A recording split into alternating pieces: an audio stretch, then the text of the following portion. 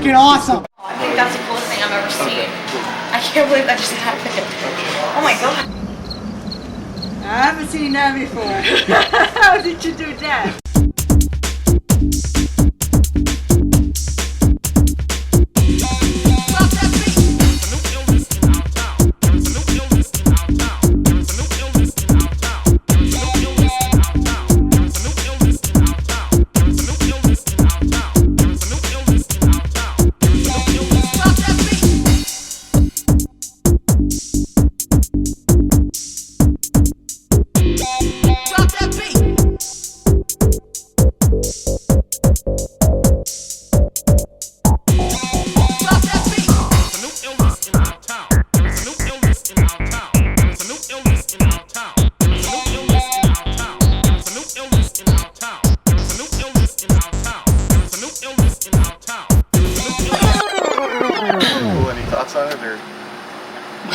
Like breathtaking?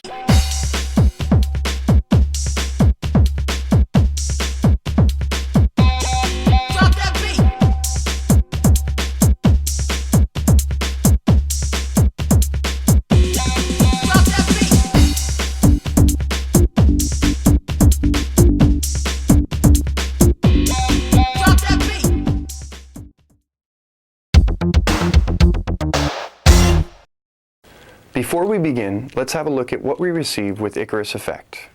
First of all, you'll receive a container much like this one. Inside, you'll find a rivet gun, along with an envelope containing 10 rivets.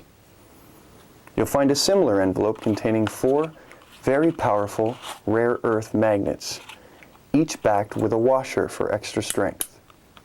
Be careful of these magnets as they can pinch your fingers. You'll receive 2 sides of fat, sticky Velcro, industrial strength.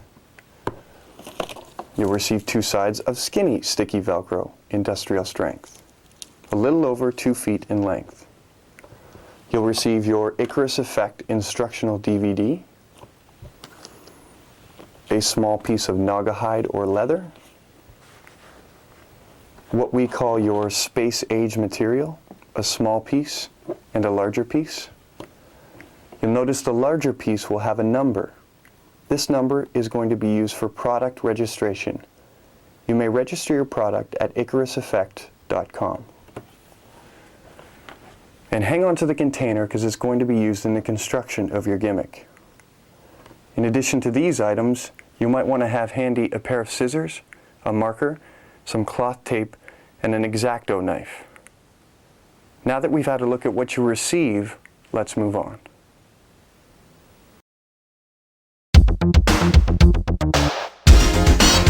At this point, I'd like to do sort of a brief overview of the gimmick, and then we'll get into the actual construction of the gimmick. For the construction of the gimmick, keep in mind you're going to need 2 identical pairs of pants. You'll also need a pair of shoes. They can be running shoes, they can be dress shoes, but try and stay away from boots. And also keep in mind you're going to have to permanently alter the pants and the shoes, so make sure that they're the pants and the shoes that you want to use. So let's have a look at the gimmick here. This is the leg that's gimmicked. I know at this point it looks pretty normal, which is sort of what it's designed to look like, but further inspection reveals that essentially what it is a shell. This is your space age material, we'll get to that later, but it's a shell. It goes over your leg, okay, and covers your leg. The shell is covered with the same pant that you're wearing. There's also an inner pant leg to cover your actual leg, so that when the shell is on, everything looks copacetic all the way around. There's really nothing to see, okay? And now the shoe is also gimmicked. There's not a whole lot of work that goes into the shoe. It's basically a couple of magnets in the shoe, in both shoes, to hold them together. And if you look here carefully at the back of the shoe, there's a section cut out just at the heel to allow you to get your foot in and out fairly easily. But keep in mind that the bottom of the shoe is intact, so you can wear these shoes around, there's no problem. You're not going to get wet in the rain and that sort of thing. It's just a small section cut out the back of the heel of the shoe. So that's your gimmick. The shell goes over the leg. The tongue attaches to the space age material, so to speak. The leg or the pant leg gets attached to the shoe, and you're all sort of natural looking. Now let me show you a view from the back, because it actually looks fairly normal. There's really nothing to see. I'll turn around here so you can see that. There you go. There you have it. There's really nothing to see. I mean, there's no reason for anyone to be staring at the back of your leg. So no one will ever notice this. I assure you, I've worn the gimmick around all day long. I perform the levitation. No one ever notices. There's a bit of a discrepancy at the back, but that's what it looks like. It looks pretty normal. I actually did it in army pants because they're fairly baggy. They don't have to be extremely baggy, but a little bit, when they're a little bit loose, it gives you a little bit more cover, and your angles are better on the levitation. So here we go. If you don't know what's going on, it will look a little strange. Here's what happens when you're about to levitate. Watch this. Ooh, that looks sort of strange. A third leg sort of pops out the back here. It's kind of that's almost an illusion in itself right there. The magician with the third leg, which is what allows you to levitate, and that is why you get such a natural-looking levitation, because it's under your control the whole time. It's actually your muscles that are allowing you to levitate. Let me get back into it here. But before we get into it in detail, I'd like to show you kind of a neat video clip that I have of me out doing it on the street. I actually I pull someone off the street. This is not a stooge. It's not someone I have ever met before. And I perform the levitation, but it's kind of a cool clip in that when I do the levitation, the people watching are freaked out, but the camera catches how it's done. We shot it on purpose at this angle so you could see exactly how the trick works, but it's sort of a dual reality. You get to see the method, but you also get to see the way that people are reacting to it. So it's kind of a neat clip. Anyway, so we'll show you the clip, check it out, and then we'll come back and we'll go into things in a little bit more detail. So here we go. Keep hanging on to me the entire time. Okay. Oh my no way. Hang on. Stay, let's try this again. Oh my god. Oh my god.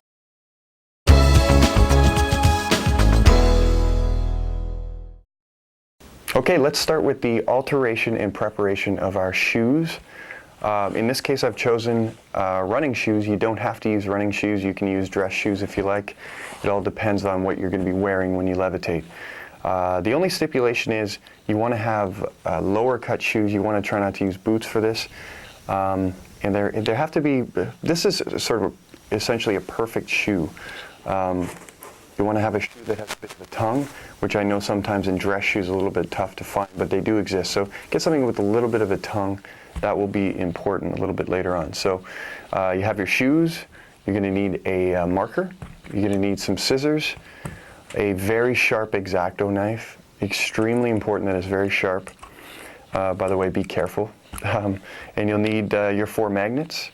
You'll need some cloth tape, gaffer's tape or duct tape, whatever you prefer.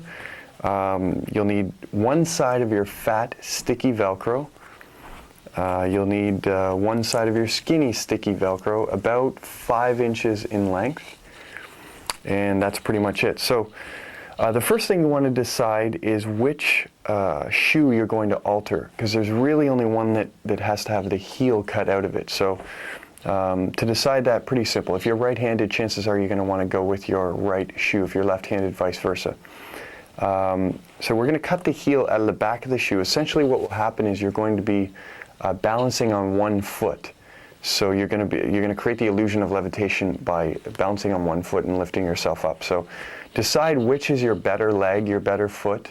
Again, if you're right-handed, chances are it's going to be your right foot. So there you go. The first thing we're going to do, remove the heel, and it will end up looking something like this. This is actually, it's a very old shoe, but it's a shoe that I use in performance just for kicking around town if I'm doing some sort of street magic.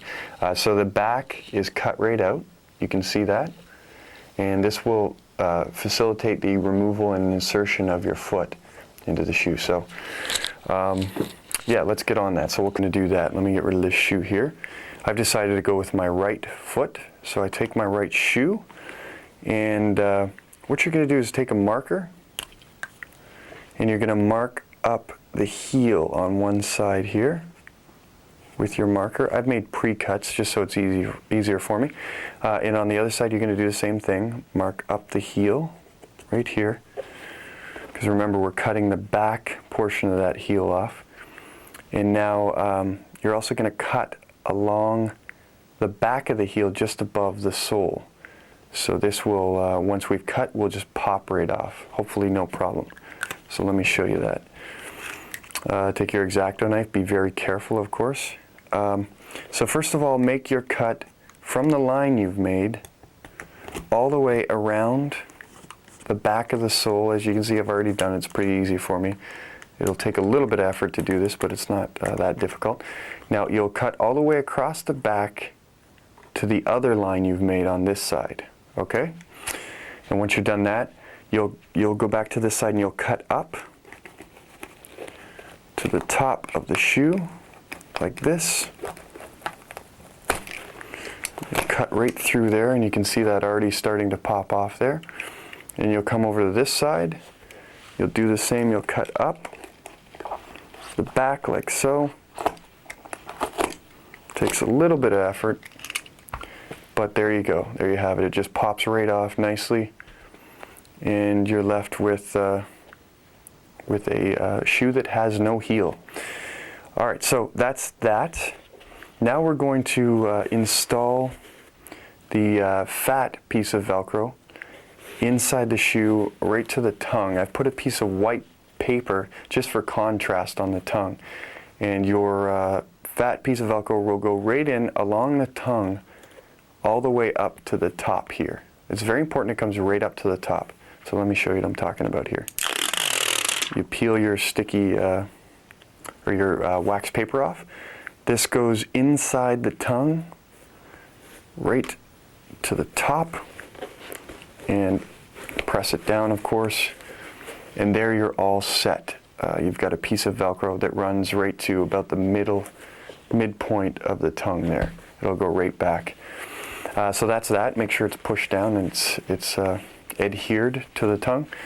Okay, now you're going to take your skinny Velcro here, and you're going to cut it in half. You want to have two halves pretty much equal. There's where your scissors come in handy. All right, and we're going to peel this off here on this side, and we'll stick it sort of to the back part of the shoe right here, okay? And later on, this will be used to fasten the pant of your outer shell, the shell we were talking about earlier. The pant of that shell will be actually fastened to your shoe using this Velcro right here, okay? And let's do it on the other side as well, same area, same spot. Let's pull this off here. And this gets stuck to there in roughly the same position. So you have one there and one there. Your pant will come down from the shell and it will fasten there. So that's that. Now we're going to install the magnets into the shoe. So let me show you how to do that. You want to take both your shoes, put them together like so, and you're going to look at the points where they naturally touch.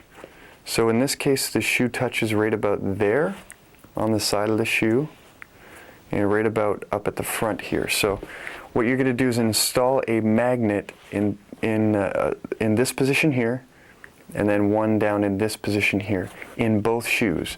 So when you bring them together, they're gonna get stuck together. Okay. So in order to do that, just simple, very crude method of doing that, but it works, and that's all that we're concerned with. You just take duct tape or cloth tape. You take one of your magnets. You stick it to the center there, and all you have to do is just place it. Figure out what spot you're going to do it, and you just place it sort of inside here and stick it. Okay, so it's stuck to the inside. And then you do the same over here, and then the same down here, but on the inside of the shoe. A little bit tougher to do the inside one, but with a little playing around with it, you'll find it no problem. And make sure you watch the polarities of the magnet, because you want to stick them in such a way that they attract one another rather than repel one another. If they repel one another, they're really not going to do the job you want them to do. So, in other words, when you're finished, let me show you what it'll look like. When you're all said and done, you'll end up with shoes that stick together when you bring them close together. So those are actually stuck together. And you can see these are very old shoes. These are actually the shoes I use when I levitate. And you can see there's the heel cut out the back, and there's where the magnet is in there. And the same thing on the other side, you can see the magnet in there. And the Velcro, of course, on this side, and the Velcro on this side. Okay, and your shoes are pretty much ready to go. That's really all you need to do to the shoes. So let's move on to the next step. We'll take it from there.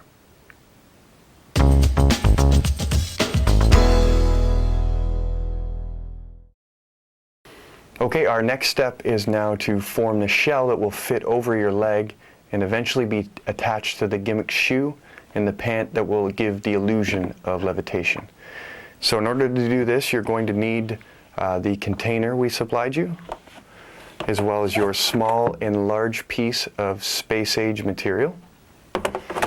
You might want to have a towel handy, the rivet gun we supplied, a pair of scissors, the leather or naga hide supplied again by us, and your fat piece of sticky Velcro the other side.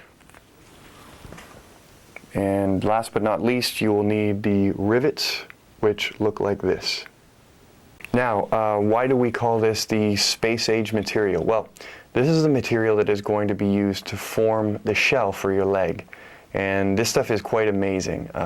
Basically, you submerge it in hot water, it becomes very flexible and flimsy, and you can drape it over whatever you like, and it will actually take the form of whatever you drape it over. In this case, we just happen to be draping it over our leg, so it will take that form. And then you let it cool down, and it becomes very, very rigid, and it will maintain that form. So the actual temperature of the water has to be 150 to 160 degrees Fahrenheit, or 65 to 70 degrees Celsius. Now, don't let this scare you away. I never measure the temperature of the water. What I do is I take a large size pot and I put it on the stove, and you boil the water. Well, you don't boil it. You don't want it to get completely boiled, but just before the boiling point, when you start to see bubbles form on the bottom of the pot and you start to see a little bit of steam, that's usually fine. Then you take it off the stove and you'll pour it into the container we supply you with. And all you need is about an inch or so covering the bottom of the container, and that's enough. You submerge the material, leave it for literally a few seconds, it will become very flimsy and flexible. So, and then we'll put it over our leg. Okay, our next step is to cut the large piece of material to size. To do that, all we need is a sharp pair of scissors. Very simple to do. I'll show you how to measure the size that we're going to need. I'm going to come around to the front of the table, and we'll show you exactly how to measure that and cut that. You'll have to pardon the hairy leg. There's your large piece of material. Here's how you take the measurement. You want to measure the material so it's about 2 inches, inch and a half, 2 inches underneath your kneecap. So in order to do that, you place the material on the bridge of your foot, you rest it against your knee, and you take about roughly 2 inches. Doesn't have to be exact. And you measure down, and I'm going to say 1.5, 2 inches under the kneecap is right about there, so I'll make a mark. There it is there. And you'll notice that the material is perforated, so that allows you to cut it nice and straight. You can cut it right along the perforation, and you'll get a nice, nice straight cut. So let's cut away and go to the table, and we'll cut that to size. Okay, so we're all ready to cut our piece of material here. We've got our mark and our pair of scissors, and that's all that's required is just a sharp pair of scissors. Watch how easily this is done. The material just cuts pretty simple, and I'm going to again use those perforations to get a nice straight line, and we cut all the way through to there, and that should do it. So that's garbage. And we have our our piece of material cut to size. Just remember 2 inches underneath the kneecap down to the bridge of the foot, and that's what this measurement is here. And let's form this bad boy.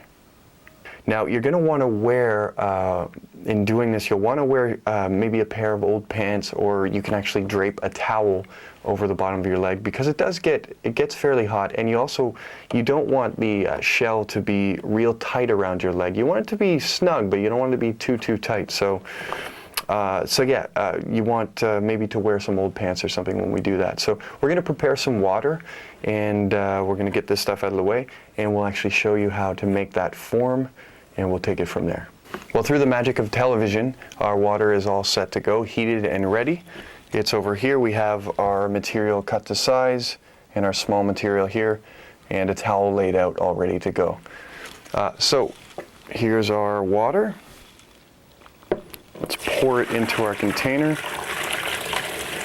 As you can see, it's hot and steaming, but not boiling. We don't want to boil ourselves and scald ourselves. It's just hot enough to do the job. So let's take our large piece of material here, and we'll submerge it in the water, being careful not to burn ourselves, of course. So here we go. Okay, make sure you fully submerge it in the water, of course, being careful once again not to burn yourself.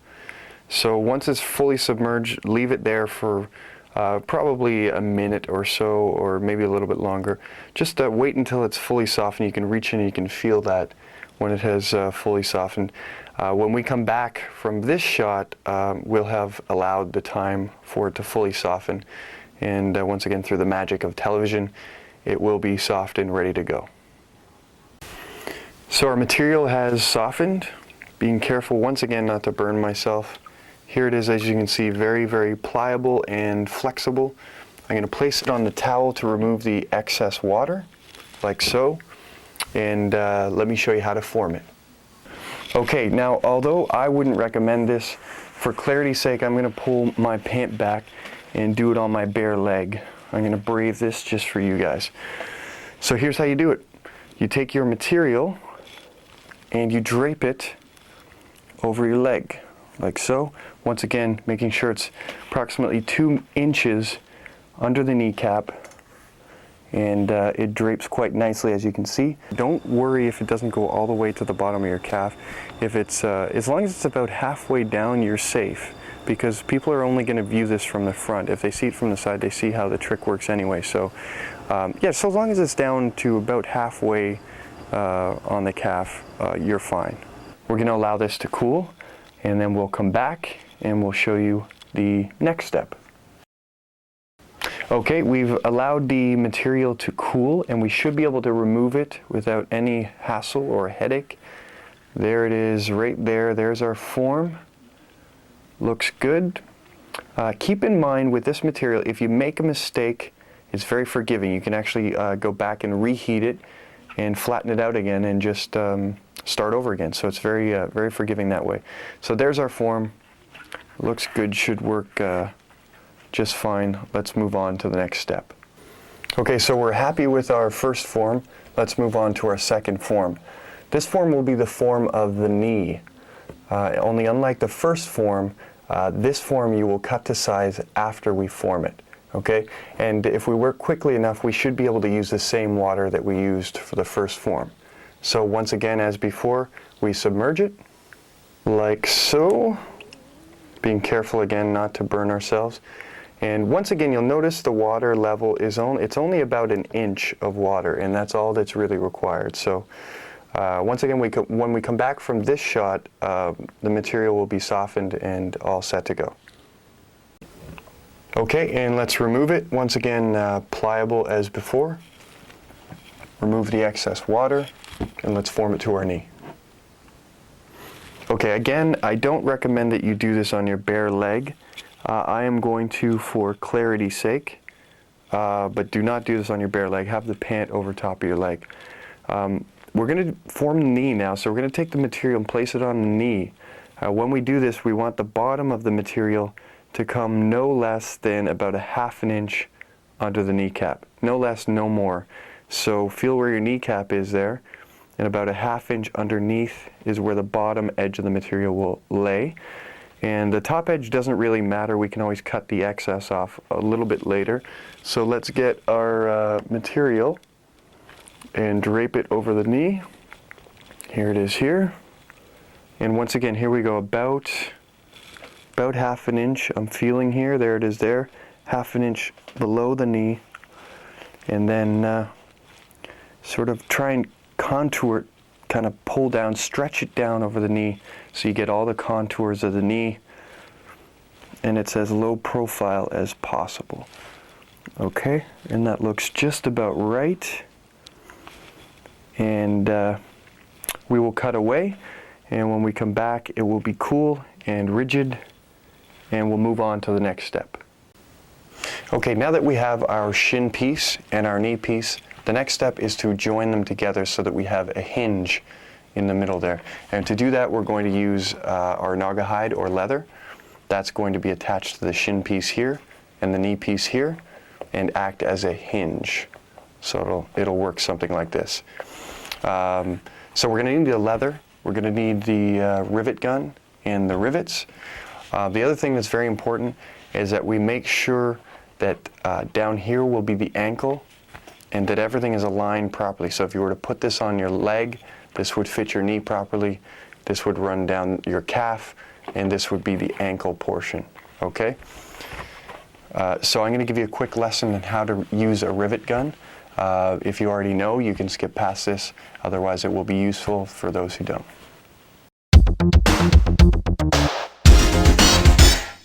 So this is a rivet. When I refer to the head of the rivet, I would be referring to this end. When I refer to the tail of the rivet, I'll be referring to this end. This is your rivet gun. In this position, it is locked. If you push the handle together, you remove the lock. This is the unlocked position. In the unlocked position, you are able to take the tail of a rivet and load it into the barrel of the gun, like so. With a rivet loaded in the rivet gun, let's say we wanted to attach a piece of naugahyde to a piece of the space age material.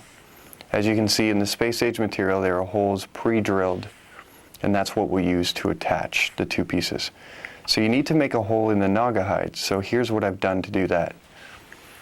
You would place it over your space age material, take a pen or a nail or something of that nature, and find the hole, line it up, and just push through. Give it a nice firm push and a couple of twists, and you have your hole right there. Now you'll line your holes up, you'll take your rivet gun, and you'll push your rivet gun through the hole in the naugahyde and in the material to the other side. So it ends up popping through there. And now you'll keep pressure applied so it stays through, and at the same time you're going to squeeze the handle, and let's widen out. And you'll just squeeze the handle like so.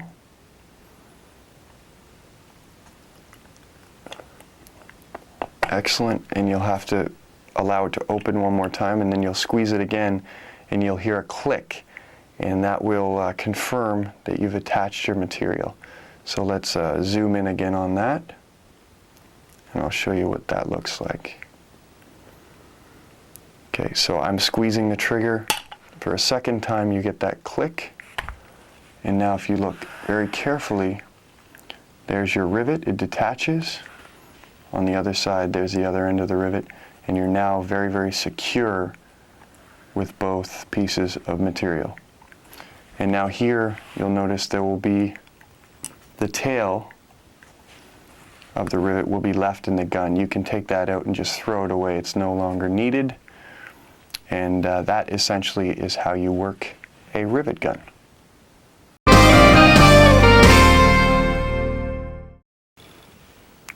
Well, now that we know how to use a rivet gun, why don't we start to attach our shin piece and our knee piece together using the naugahyde. So let's start by attaching the naugahyde to the shin piece.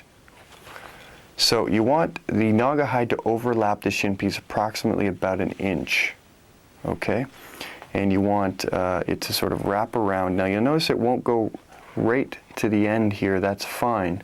Just make sure it's even on either side, okay? Now, your first step is to take your pen. I've already done a hole here, but just to reiterate here, you want to find a hole that's closest. There it is there. Have a look at it, sort of eyeball it, and then you take your pen, push it through the hole, give it a couple of twists and turns, pull it out, and now you're all set. And now you're going to load, once again, like we learned before, we're going to load a rivet, the tail end, into the barrel of the rivet gun. Now we line up our holes right here, and we push our rivet through the hole right here. Excuse me, there we go. Right through the hole, it goes all the way through. Line the naga hide up again about an inch overlapping, and we squeeze the gun until it pops, and there is our first rivet in the shin piece. So we're well on our way to attaching the naga hide. Now, because you have the first rivet in, it's very easy to take the pen and go around and push through. You don't want to go every hole, go every second hole. That's ample. You won't need to do any more than that. It'll be held on nice and secure. So I'm going to do that, and then we'll come back and I'll finish riveting it on, and then we'll attach the other side. Okay, so I've gone ahead and attached the naga hide to the shin piece using the rivets, and you'll see there are rivets every second hole, spaced every second hole. So that's nice and secure. Now we have to cut the naga hide to size. So the measurement you want to take, you want to put your knee piece in place and have about an inch. This space has to be about an inch between the shin and between the knee piece, okay? So you can take your marker and mark that. And again, this is pretty rough. It doesn't have to be exact. But you'll mark there, and now you take your scissors. And keep in mind, you want to leave enough so that you can still rivet the naga hide to the knee piece. So you'll take your knee piece off. There's the mark I'm going to go for. And you're going to add about, let's say, another 1.5 inches or so.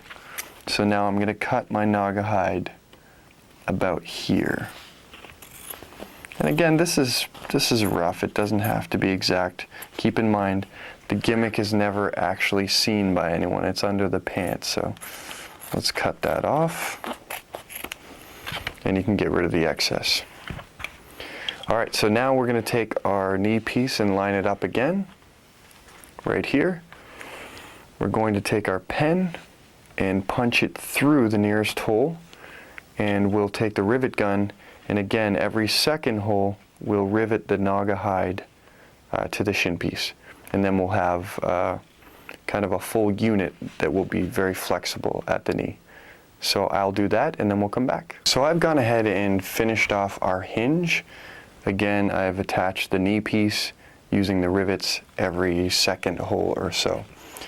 So you're left with something that looks pretty gimmicky. It's sort of a form of your leg. It creates a shell. On this side you see that, and again, it's very, very flexible. Now what we're going to do is we're going to trim the edges, because you'll notice if you flex like so, the edges can get caught on one another. So you're going to take your scissors and you're going to trim right here, and you're going to trim this corner as well, and the same with this corner and this corner. So let me do that quick, and then we'll come back and I'll show you what that looks like. Okay, I have trimmed the edges, as you can see. I've trimmed this edge, trimmed this edge here. I've just taken off the corners, and the same thing over here, trimmed here and trimmed here. So in other words, now when you bend, you don't get it hanging up on the other side, because the corners are no longer there for it to hang up on. So it makes it a lot better and of course more comfortable.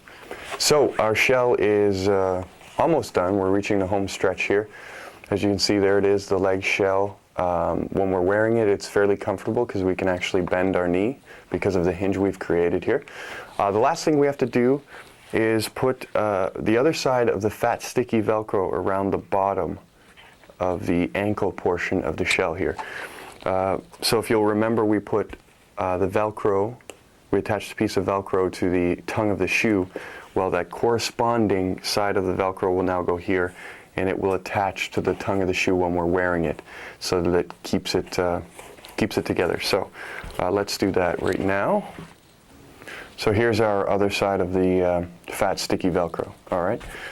So let me peel the back off there, and we will stick it to the ankle portion. You want to make sure that it comes right down to the edge. That's important. So there we go. And we stick it right there. Make sure it's firmly stuck on there. Perfect. And now once we attach it to the tongue of the shoe here, it will stick nicely. So now that we've got that Velcro on there, when I stick it to the tongue of the shoe, you get something like this.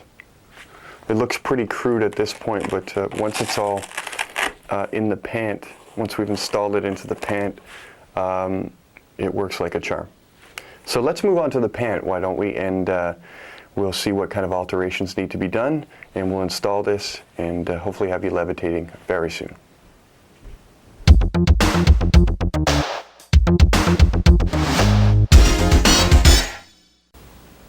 Okay, now we're going to move on to the alteration of our pants. As you can see, I have two identical pairs of pants here. These are sort of cargo/army pants. They're actually cords. I chose these because they're a little bit loose fitting, which is important. You don't want the pant to be tight to your leg and, of course, expose the gimmick. So I'm going to put a pair of these pants on and show you how to mark the pants, and then we're going to cut the pants. So you're going to need your scissors. You'll also need a marker of some sort to mark the pants. I'm actually going to use yellow tape to do that, so for clarity on camera, but a marker is fine for you. So let me put a pair of pants on here. All right, so as you can see, I've put on a pair of the pants. They're nice and loose, as I mentioned before. Now we've been gimmicking everything on the right side, so the right shoe is gimmicked. We made a form for the right leg, so we're going to continue on with that trend using the right pant leg. So let's mark the pant leg. We need to make a mark so we know where to cut to. So let me turn around. What you're going to do is find the crotch of your knee, which is right about there, and about an inch above the crotch of your knee, you're going to make a mark. You're going to use a marker. In this case, I'm going to use yellow tape. So there's the crotch of my knee. An inch above is right about there. And so you'll mark your pant right there. And now we're all set. We'll just cut the pant up to that mark, and we'll be good to go. Okay, so we have our pant laid out on the table. You can see here we have our mark that we made in the yellow tape, or in your case with the marker. Now I'm going to take the scissors, and I'm going to cut up the back of the pant, right up the center, all the way up to our mark. Now inside I have placed a piece of Bristol board, so that you can see that action as I do it. I've made a small pre-cut so I know what I'm doing here. So watch carefully. We're cutting all the way up the back. Nice straight line. And all the way in there. We stop right at our mark. And so you essentially have a slit right up the back of your pants to the mark. Okay, as you can see, I've turned the pant on the table. Here's our original slit. Now I've made two other slits perpendicular to our first slit there. You can see it goes about 2 inches over from our original slit, and the same on the other side. So let me mark that with tape so you can see exactly where that goes to. It goes to about there on that side and there on that side. So again, we have two flaps like this. Okay. Okay, so our next step is to install the form we made into the pants that we have just cut. And to do that, you're going to need a pair of scissors, and you're going to need your thin, sticky Velcro, and I've actually cut it to length. So let me show you how to cut it to length here. So we have not pre-cut your thin sticky Velcro because it has to be customized to your form. So as you can see, I've got two sides of the sticky Velcro, the skinny sticky Velcro that is. And what you're going to do is you're going to line it up with the bottom of your shin piece, and it's going to run up the side of the shin piece to the top, of course on the inside of the shin piece. So that is your first two sides of sticky Velcro. And now you're going to do the same with another piece, but on this side. They will end up being roughly the same, but and that will be measured up to there. So that's how you come to your measurement for your skinny sticky Velcro. Eventually what we'll do is we'll actually take the wax paper off and we'll stick one side to here. The other side will be attached to the pant. And then the same thing on this side. We'll stick one side of your sticky Velcro to the shin form, and then we'll remove the wax paper and attach the other side to the pant. So this is what will hold the form in the pant. Install the form, the shell, into the pant. Now this is going to take a little bit of playing around because you need to find the correct position in the pant for the shell. So we're going to do it very temporary for now, just using tape, but eventually we'll install it with the Velcro. And the Velcro is great as well, because if you want to make this up in other pairs of pants, you can actually switch the form, use the same form, and just use Velcro. It'll pull out very easily. So let's find the correct position. As you remember, we did our flaps, so let's fold them back. And I'm going to remove now the Bristol board there. And so your form just sits right in there. What you're going to do is you're going to place your knee portion of the form inside the intact part of the pant, I'd say about halfway in. Now to begin with, let's start by having our shin piece about 4 inches from the bottom here. About 4 inches, just to start out until we can put the unit on and measure it and see where it needs to be. So now you fold this over the one edge, and you fold the other side over the other edge. And before we even attach it, we're starting to get something that looks like a bit of a shell that will fit over our leg. Okay, and now you don't want to pull this tight against the shell because the pants are fairly loose. So keep it nice and loose. And for now, as I say, we're just going to use tape to install it until we can put it on and give it a try. So there's just using duct tape or gaffer's tape. So there it is, taped to the shell, and we'll do the same with this side. We'll tape it as well. There's one piece there. And the other great thing about it is because of this material that we've used, the material is very, very flexible, so it's easy to work with, and it's great. Once it's cooled, it's flexible, but as soon as you let go, it'll pop right back, which is an advantage. Okay, so there it is. We've got our sort of shell gimmick ready to try on. So you'll just insert your leg like you would normally do with a pant, and we'll give it a try and we'll see if that's the correct position. Okay, so I've tried on the pants, and they're actually looking pretty good for the first try. They look pretty good. Remember, the shell is installed right now, and it looks pretty natural, pretty normal.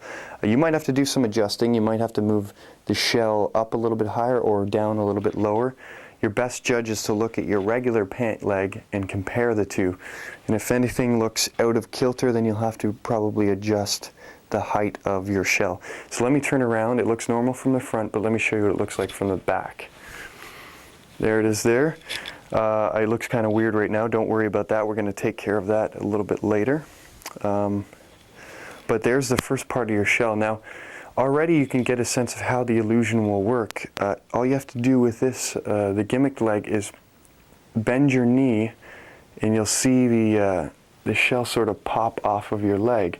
So you're already getting a sense of how the illusion works. So if I do that and I put my legs together, I pop it out, watch what happens. See? Pops out. My leg looks like it's still there, except here it is back here. Okay, so it creates kind of a really cool illusion. Now I'm going to put on the shoe, And we want to try it with the shoe to make sure that the height of the form is correct. So let's try the shoe on. Okay, so now I've got my gimmicked shoe that we dealt with earlier that's missing the heel, and it has the magnets in it and has the Velcro on the tongue, and our regular shoe just with magnets. And here's our shell, and as you can see, our hinge is working very nicely. Here's the knee piece, here's the shin piece, and it's hinging just the way it should there. Okay, so now we're going to put on the gimmicked shoe, and we're just going to measure and make sure that everything is positioned correctly.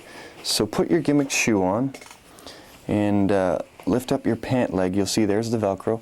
What you're going to do is you're going to bend your ankle there to allow you to attach the tongue with the Velcro to the shin piece. So it doesn't have to be all the way down. You just want about 1/2 inch attached, and that's plenty. So now you'll just cover that with your pant. We'll put on the other shoe like this.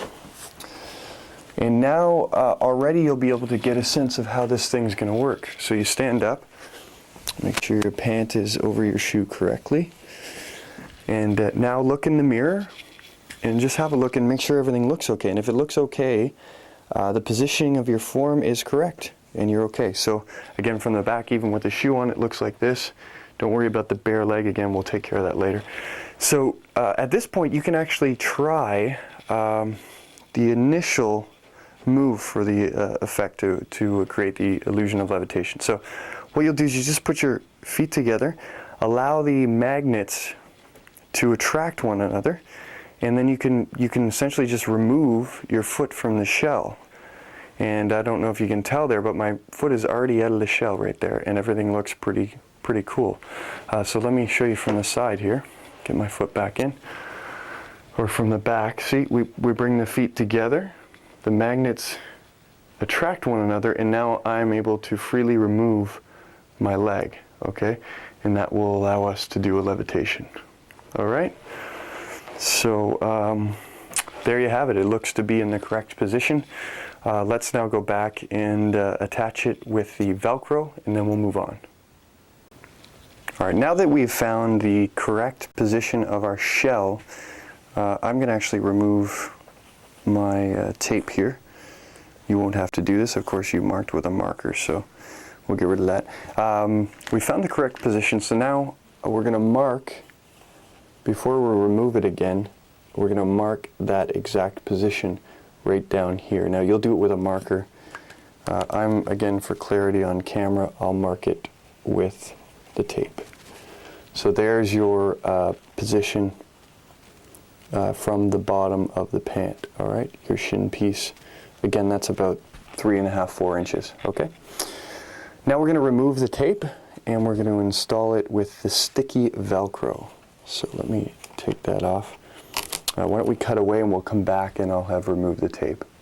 Okay, so I've removed the tape from just one side right now. You want to do it one side at a time to avoid shifting the position of the form.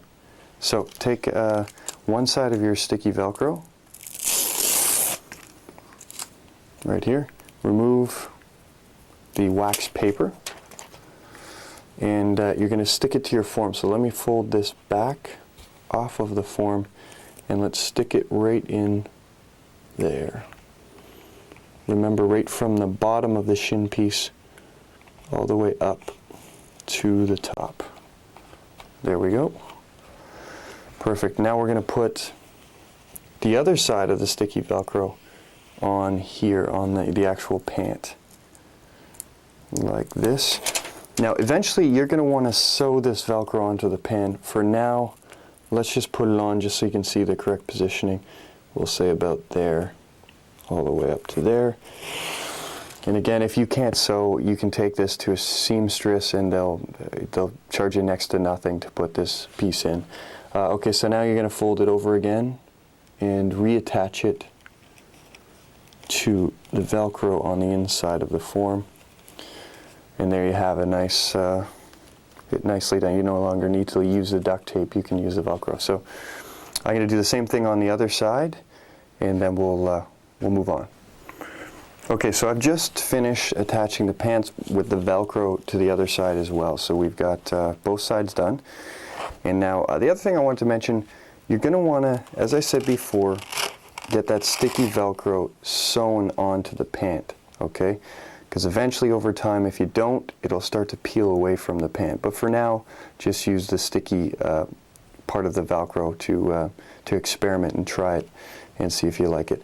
So, the other thing you'll want to do as well is up here, you'll notice it will start to fray here, and wherever you've cut the pants, it'll start to fray. So you have two options here. You can get a seamstress again to hem it, or if you know someone who sews, get them to just put a small hem on there so it doesn't continually fray. Or you can just use some white glue. You could take white glue and just run it along all the raw edges, and just run a bead of white glue and rub it in. And then you can just allow it to dry, and it will stop that from fraying, and you'll be fine. If you want to be a perfectionist about it, you can go ahead and have that hemmed. I personally just use the white glue because I'm not a sewer and I don't like to sew. So there you go. So now what we're going to do is we need to place the Velcro on at the bottom of the pant where it's going to attach to the shoe. If you'll remember, our shoe here has the Velcro we put on the bottom, sort of at the heel on either side, and that will be used to attach the pant to the shoe to keep everything nice and clean. So I've got the other side of the thin sticky Velcro for those pieces that are on the shoe. So let me do that. You just peel that wax paper off again, and just right from this folded over edge, take it and stick it along the bottom edge of the pant, and we'll do the same thing on the other side, like so. It's folded over, take it from that edge, run it right along the bottom of the pant like this. So essentially you end up with that, and that will eventually attach to the bottom of the shoe like so, and keep, as I say, everything nice and clean. So we'll cut away and I'll put it back on, and I'll just show you one last time how you're attaching it to the pant and how clean it looks, and then we'll go from there. I'm going to show you how to attach the Velcro that we just installed in these pants to the shoe Velcro to keep everything clean. So first of all, you put the shoe on, of course. You then attach, as we learned before, the tongue of the shoe to the gimmick like this. And now you're going to bring this down and just attach it to that bottom Velcro there, and the same on the other side like this. And I'm going to stand up and you'll see how that makes everything look nice and clean. You can look at it from the side and everything looks the way it should look. It looks the same as on this side. Okay. We're approaching the end here. The only other thing we have to do is the alteration to make the back of the pant look like it should. So let me show you. We want to make it look like this so that you don't have a bare leg at the back. So why don't we go back to the table and I'll show you how to do that. So this pair of pants is a finished pair of pants. So the only difference from the ones that we're working on right now is that this one has the inner leg already installed. The inner leg is what's going to cover our actual leg so that we don't get a bare leg at the back here and everything looks normal all the way around. So in other words, you have a pant leg, sort of an inner pant leg. Let me show you this. I'll pull it through from the top so you can see exactly what the configuration is. So if I pull this right through, you'll see that it's actually a third pant leg that has been sewn into the pant. So it's nice in that you don't have to wear two pairs of pants. It's not doubled up in this leg as well. You won't be as hot that way. So it's just one, it's not even really a full pant leg that is doubled up. So the back is open, so the back portion is not doubled up at all. So it keeps it nice and cool for you. There's only really half a pant leg that ends up being doubled up. So it's nice and comfortable. So that's what you're looking at basically. We're going to sort of install a third pant leg inside. Now you can do this by sewing it in, or you can pin it in, Or the other option for those who don't want to go to that much trouble is to, as I say, just wear a pair of pants and then put the gimmicked pants over top of the ungimmicked pants, and you'll essentially get the same effect. But for me, you know, this has worked quite well for me installing the third pant leg. So let's do that now. Okay, so we're back with the gimmicked pants that we've been working on. Here's our shell. We need to now create that inner leg, so to speak. So we need to cut that inner leg out from the other pair of pants that we have, and then sew it or pin it, if you like, inside our gimmicked pants to create that the leg that will cover our actual leg. So let me get our duplicate pants here, and as you'll see right away, I've marked them where we're going to cut. And keep in mind, we've been gimmicking the right leg, so we're going to need to cut the right leg out of these pants, and once again install them in the other pants. So I've made a yellow line there, and the same on the back where you're going to cut. You need to leave a little bit on the left side of the fly in order to pin or sew or whatever you're going to do there. The other thing is, when we cut this leg off, you might want to remove the pocket just using a stitch ripper or a pair of scissors. You want to just remove that pocket if you're using this type of pant, the cargo pant, just so it's not as bulky when you have the two pairs of pants combined. So we'll take our scissors and we'll cut along this line right here. And you want to make sure that as we're cutting first of all through both the back and the front of the pant, as well as I mentioned before, just to the left of the fly, so that we have some material to work with. So we're going to cut through both sides of the pant. And if you find it tough to do, you can actually do one at a time. I happen to have a sharp pair of scissors, so it's fairly easy for me to do. So I've just finished cutting all the way through that pant. We have our right leg now sort of ready to install. We can get rid of the other one. We don't need that anymore. That's garbage. So let's install this. Okay, so we've got our full pair of pants and our half pair of pants. Now we need to take the half pair and insert it into the full pair. So here's how we do that. Just pull it all the way up inside, and already you can start to see that will be the leg that will cover our actual leg. Okay? And it's very, very easy to line up because we're using duplicate pairs of pants. So all you have to do is line up the waistbands and pin it or sew it inside. I would recommend sewing it. It's a little more permanent, and there's less of a chance for sewing to come out than for pins to come out. But if you don't sew yourself, I'm sure you can find someone that sews, or take it to a seamstress. They're not going to charge you much to do this. You're going to also want to keep in mind that if you're sewing it in or if you're pinning it in, you're going to want to sew or pin all the way around the waistband, both pants together, all the way around to this side. And when you're doing that, you want to sew along the lines that are already there sewn in. Or if you're wearing a belt, you don't have to worry about it too much. You can just sew right along the waistband because the belt will cover that seam. And the same thing, you want to go down the back of the pant along the same seam that is already there, just so that it's hidden and you don't see extra seams. So that's that. Once you're finished, you're really all set to do your levitation.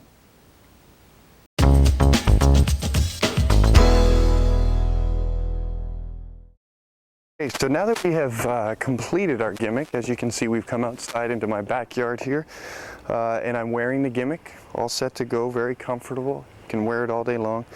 Now let's get into actually applying the gimmick and creating the illusion of self-levitation. So, what do you need to know?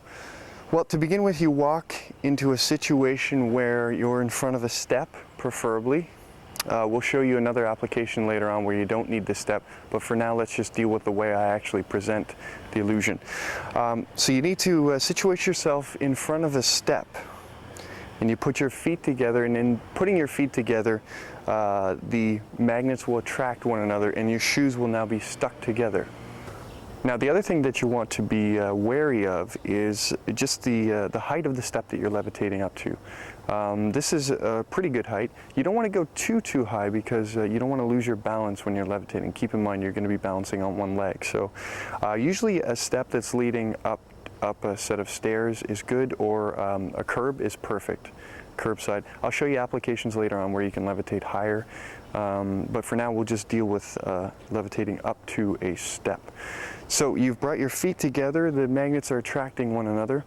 Here's the initial action. You're going to bend your knees, apparently getting ready for the levitation, okay? In bending your knees, you're going to pull your leg out and place it up onto the step, okay? Now keep in mind from the front everything looks normal because of our gimmick. So essentially your leg pops out, you're going to place it on the step, and you're going to lift yourself up on the leg, okay? But before you lift yourself, what you want to do is you want to transfer all your weight by leaning back on that leg before you levitate, okay? You don't want to go from a straight up position into the levitation because you'll lose your balance. So you basically lean back, put all your weight on that leg, and then levitate up. In real time, let's do the levitation, because again, it's impossible to do in slow motion. So you go to bend your knee, you get into position, transfer your weight, levitate up, and land on the top of the step. Now, it's important to note here, this is going to look weird, but I'm going to lift my feet. You can see I'm not actually landing on the step. What I'm doing is landing on my foot, and I'm covering my foot. You see that? I'm actually bringing it up and over and landing on my foot. So it looks like I've landed on the step, but what's actually happening is the gimmick shoe as well as my regular shoe is actually covering my foot, okay? When you levitate up, you want to, as soon as you land at the top, you want to bend your knees again. Now this might be sort of magician thinking, but if you bend your knees, you're almost somewhat proving that this is still your leg, it's not a gimmick. Like people's minds don't even go there, but I like it because you can levitate up and then you bend your knees and everything looks like it should look, okay? So now we're going to levitate back down. It's just the opposite of what you just did. You bend the knees a bit, you lift up on your toe or on your toes as much as you can. That's up, that lifts you off the step. I'm going to try and do this slowly if I can. You levitate back down, allow yourself to drop back down, and then just in reverse you lift your foot, put it in as you straighten up, and now you can walk away. Okay, so let's see what it's going to look like from your spectator's point of view. Just for argument's sake, let's say we're going to come down the stairs. When we get to the bottom of the stairs, we'll levitate back up to the first step. So you would walk down the stairs, everything looks natural. You get to the bottom, feet come together, magnets attract. You then bend the knees, ready for the levitation. My foot is now out. You transfer your weight, you levitate up, and you land. Everything looks normal. Now you just do the same thing in reverse. Levitate back down, land, foot goes back in, and you're completely clean. So as you can see, it's a pretty convincing looking levitation. Now,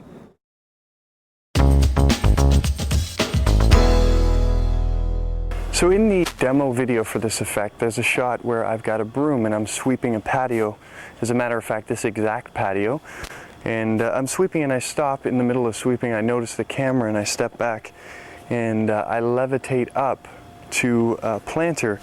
Now what's cool about this is that essentially the planter is twice the height of a curb, or even more than twice the height of a curb or a step. So as you can see, there is a possibility to do this levitation up to something that's a little bit higher. Now I had the broom just to give you an idea of different possibilities, and also the broom is great because I step back, I get into position for levitation, and because it's a little bit higher, it requires a little more balance. So I do the knee bend and I get into position and I actually put pressure on the broom, and this gives me the balance that I need to levitate up nice and smoothly and land on the top of the planter and then subsequently levitate back down again. So the difference in technique consists of this. Because you have a higher level to lift your foot up to, your balance is not going to be quite as good, and also you're going to have to bend your knees more when you're lifting your leg out. If you don't bend your knees, you'll get this, and the one knee will pop out, as you can see at the front there. So you have to really bend your knees when you're preparing for the levitation. So you'll bend you'll get into position, then you'll come straight up, levitate up, and land. Okay? So back down. I'm using the broom again for balance. You don't have to have the broom. Just makes it quite a bit easier to have something to balance. It doesn't have to be a broom. So again, you bend the knees quite a bit, pop your leg up, lift up, levitate, land. Remember to bend the knees at the top of the land here. And then back up and down again, like so. So that's how you levitate up to something a little bit higher.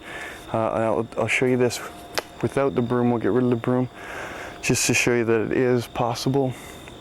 Again, you bend the knees quite a bit. You come up, you levitate, you land. Same thing, you just do it in reverse, back down again, and there you are. So it's nice to have something to bounce you out, but you don't need to. The other thing you can try if you want to have a little fun is to not do a levitation at all. You can actually create the illusion of the lean, being able to lean back. You can almost get to a 45-degree angle with the lean if you do it correctly. So on camera it's not going to register the way it would if you were here live, but it'll give you the idea of what's possible. You would get someone to stand in front of you and you would do this.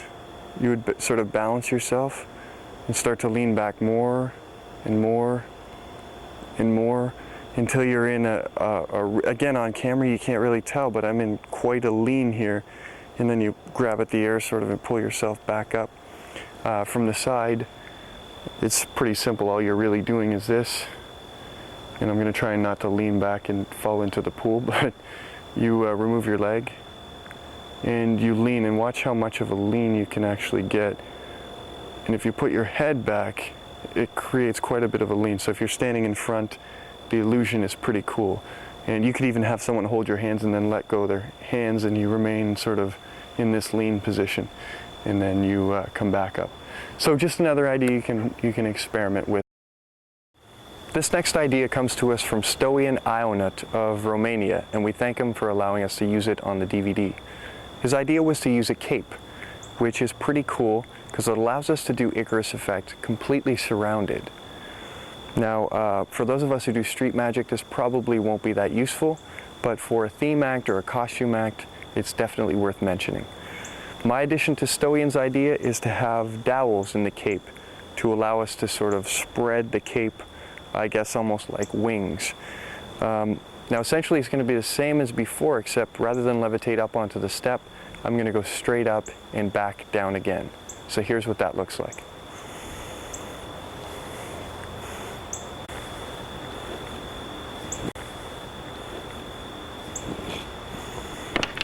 So give it a try, see if you like it, and thank you to Stoian Ionut of Romania.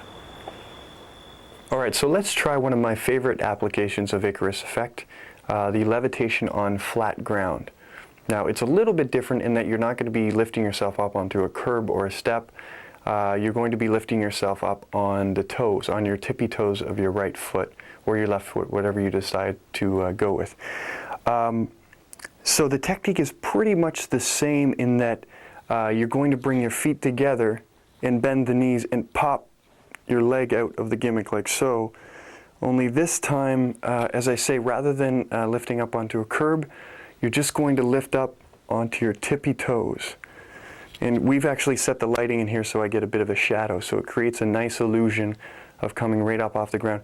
It really looks as though you're coming off the ground, you know, 5-6 inches probably. So again, you just basically are lifting yourself slowly up onto your toes and back down again. And it'll take some time to get that control. You want nice control, so you're going up nice and slow and then back down slow. But with time you'll get it. Here, let me show you one more time the technique from the side. Again, we're starting with all of our weight forward, and then we're leaning back, putting all our weight on the back foot, and then lifting up. And now to amplify the illusion, when you lift up, what you want to do, go up on your toes, but lift this foot forward, okay? So you're going up and forward, so to speak. So let's try that. So up and forward, and it looks like you get an extra couple of inches off the ground. So give this application a try and see how you like it. Again, it'll take you a little time to get the control, the muscle control, to be able to lift yourself up nice and slowly and then back down again. But if you do it in the right situation, for the right person, and you've kind of built up your credibility beforehand by doing a few effects, it absolutely blows people away. You can't beat it. This is kind of cool for anyone who's into stage magic and has the wherewithal to be able to perform black art effects and whatnot. Kind of a cool idea. I'll show you what I've done. Instead of having the inner pant leg to cover your leg, what you have is you're wearing tights, a pair of black tights. So there's my leg, and here's the gimmick. And if I lift this up, it sort of disappears. We've lit it in such a way so you can still see it, but there's my leg. And you could do all sorts of weird and wonderful things. Just a quick idea you might want to try is we've set up a step back here that is covered in black, and we can do the same levitation, same way, bend the knee, get into position, lift yourself up off the ground, only this time you could actually float over and down, and there's really nothing to see because you have the black art going there. If you wanted to get really crazy with it, you could sort of float up and float off to the side and around, and it looks kind of weird, but you can see the new realm of possibilities it sort of creates using the black art. So food for thought, something you might want to play around with. Just wear tights rather than that inner pant leg, set up sort of a black step, and you can do some weird and wonderful things.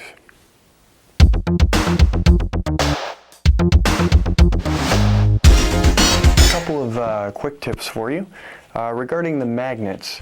When you first receive the magnets, they will be stuck together, and they're very powerful magnets, so it's going to require some effort to pull them apart. Now you'll notice also in between each of the magnets is a washer. Now we've given you these washers because if you back the magnet with a washer, it makes it almost double the strength, okay?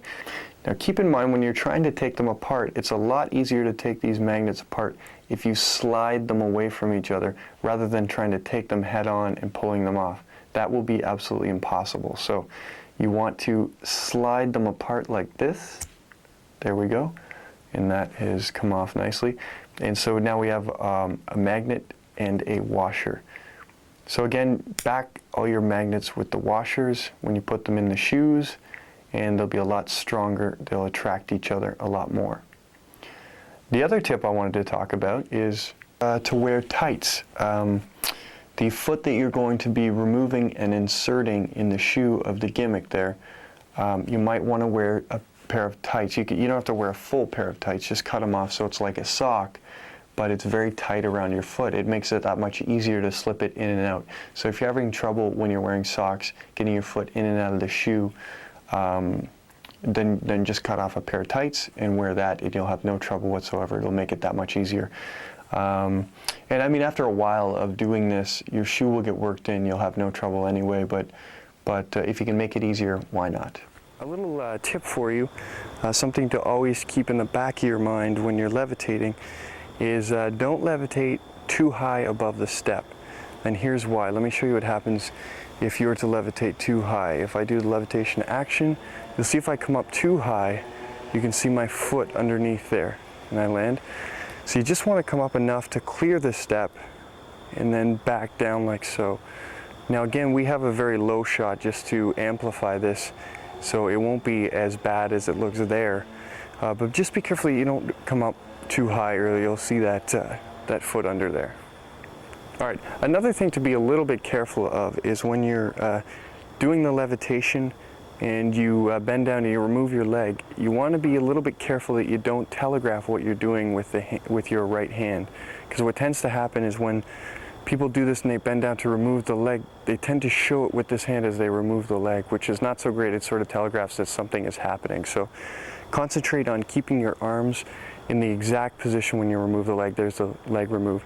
So then you'll levitate up, and you want to concentrate when you levitate up, keeping your arms, again, very uniform on either side, because the tendency is when you're balancing yourself to try and do this, and it looks like you're trying to balance yourself. So just, again, be careful of that.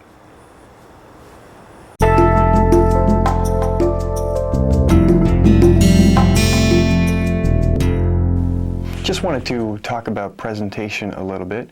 I've given you some food for thought, some different ideas on what you can do with this effect, but there's really only one way that I present this effect, and that is as a one-on-one levitation. I take one person, even if there's a large group of people, I'll take one person off to the side, or take them, if we're indoors, I'll take them outside and do it for them alone. Because then after you do it, it blows them away. They'll go in and they'll tell all their friends about it, and it will create a legend that oftentimes is a lot greater when than what they actually saw. It just so happens that the effect is pretty amazing too, but in the retelling of it, they'll create this huge legend. They'll have you floating around the room. So it's pretty cool that way. So the way I present it is I have someone face me. We stand together. If you watch the demo video, it's the first presentation of the levitation. So I have a person face me, and I always tell them before I do the levitation that when I do this, you're going to feel possibly a little uneasy. You might feel your energy deplete a little bit. And of course, this is not true. But what I'm doing is I'm planting the suggestion that this is going to happen. And it just so happens that when I levitate, it's amazing enough for them to where there's an emotional reaction from them, and they will actually attribute that to feeling uneasy, or their energy depleting, and so it's cool that way. So plant that suggestion before you do it. Now what I have them do is I have them put their palms out, face up, and I put my palms on top of theirs face down, so that they can feel I'm not really exerting much pressure on their palms. And the other thing is they're nice and close. And the main reason I do this is so that you can control them, because obviously Icarus effect is a little bit angly, and if you have your hands on their palms, it controls them from sort of jumping off to one side to see what you're doing. So you put your hands on their palms like so, and you levitate up onto a step or a curb, whatever is behind you. And it's that much more amazing because they're so close. They look down at your feet and they see you lift off the ground, and they'll freak out and they'll lose it. In fact, when we were shooting the demo for this, it was hard to get people to react. The effect is so strong that when you do it for people, their mouths will drop open and they won't say a word. They just can't believe it. So it was tough to actually get people to outwardly react and show any sort of emotion, but we finally got the right people for it. The other thing is with Icarus effect, when you present this, you don't want to do it as a standalone thing. You don't want to just pull someone off the side and say, hey, I can levitate and do it. Because if you haven't proven yourself before, and if you haven't got some sort of credibility by doing some other killer effects to preface the levitation, then people are going to be looking for a trick. As soon as you say levitation, they're going to say, oh, okay, well, we get to see this live, let's watch for a trick. If you preface it by doing a couple of effects that absolutely kill them and blow them away, and they believe in you before you do it, they're going to be less likely to be looking for a trick. So you'll be able to perform it, and chances are they're just going to freak out. They're not going to want to examine your pants or anything like that, because you've got that credibility going for you before you even do it. And they believe, oftentimes they believe you're the real thing, and it's up to you whether you want to exploit that or not. I personally don't. I don't want people thinking that I'm the real thing, but it's just for entertainment purposes. But so get some credibility going for yourself by doing a couple of other killer effects before you do Icarus effect, and it will be that much more effective.